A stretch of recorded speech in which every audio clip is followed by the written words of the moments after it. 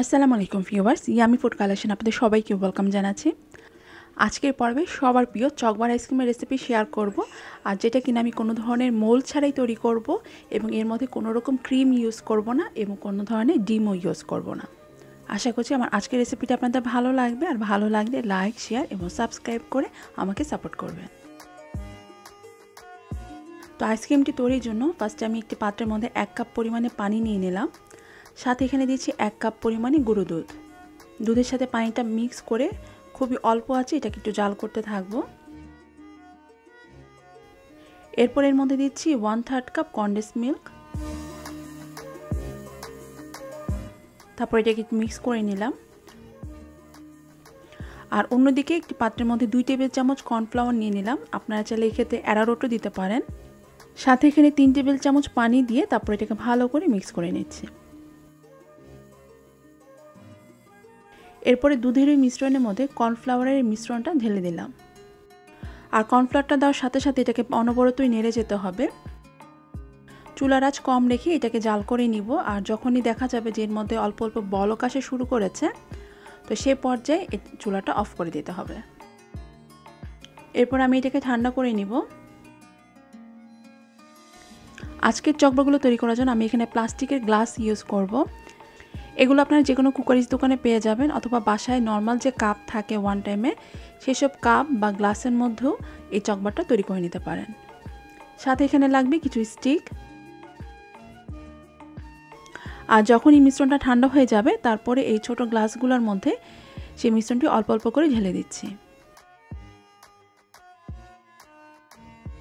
ঢালা হয়ে গেলে উপরের পাশটা একটা ফয়েল পেপার দিয়ে এভাবে করে ঢেকে দিলাম। আর এর মাঝখানে চাকু দিয়ে একটু ছিদ্র করে নিয়ে তারপর এক একটা আইসক্রিমের স্টিক ঢুকিয়ে দিলাম। আমি এখানে কালারিং স্টিক ইউজ করছি, আপনারা চাইলে নর্মাল স্টিকও ইউজ করতে পারেন। তারপর এটাকে এখন ডিপ ফ্রিজে রেখে দিব প্রায় 6 থেকে 8 ঘন্টার জন্য। এতে করে আইসক্রিমটা ভালোভাবে একদম জমে যাবে।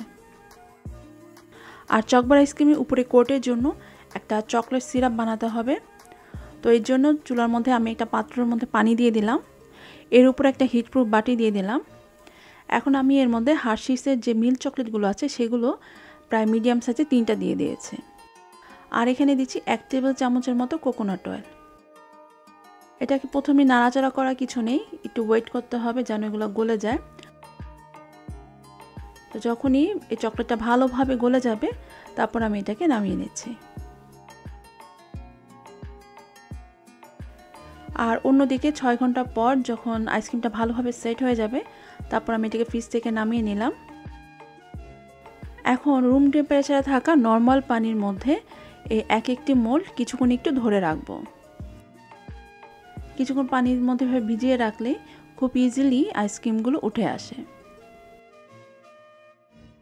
এই যে দেখুন, একটুখানি টুইস্ট করলে খুব ইজিলি ভাবে এই আইসক্রিমটা এই গ্লাস থেকে উঠে আসছে।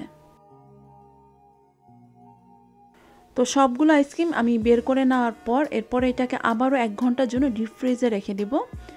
এতে করে উপরের চকলেটের কোটিংটা দিতে খুব ইজি হয়। আর চকলেটটা যখন পুরোপুরি ঠান্ডা হয়ে যাবে তারপর এটাকে আমি একটা গ্লাসের মধ্যে ঢেলে নিলাম। আর অন্যদিকে 1 ঘন্টা পর আইসক্রিমগুলো বের করে নিয়ে এখন সেই চকলেটের মধ্যে আইসক্রিমগুলো এভাবে করে ডুবিয়ে দিলাম। কিছুক্ষণ এভাবে করে একটু হাতে ধরে রাখতে হবে যাতে করে এক্সট্রা যে চকলেটগুলো আছে সেগুলো যেন পড়ে যায়।